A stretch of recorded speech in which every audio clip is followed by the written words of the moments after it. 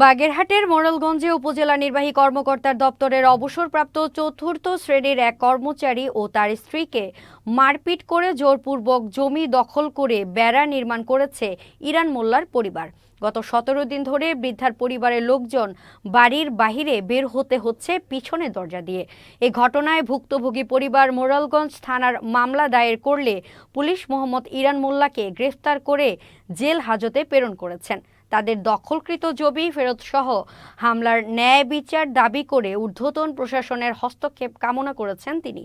এ বিষয়ে মোড়েলগঞ্জ থানার ভারপ্রাপ্ত কর্মকর্তা মোহাম্মদ রাকিবুল হাসান জানান, আলতি বুরুজবাড়িয়ার মারপিটের ঘটনায় মামলা দায়ের করায় ইতোমধ্যে একজনকে গ্রেফতার করা হয়েছে, বাকিদের গ্রেফতারের চেষ্টা চলছে।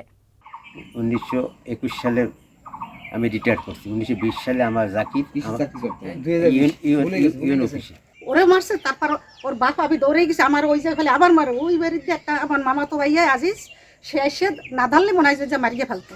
আসছে এই অল্প আগে গ্রেপ্তার করছে এই মিথ্যে মারামারি মামলায়।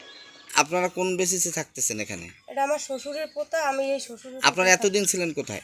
আমরা এতদিন টাউনে ছিলাম। টাউনে ছিলেন, এবার বাড়িতে আসছেন, বাড়িতে এসে এখানে উঠছেন।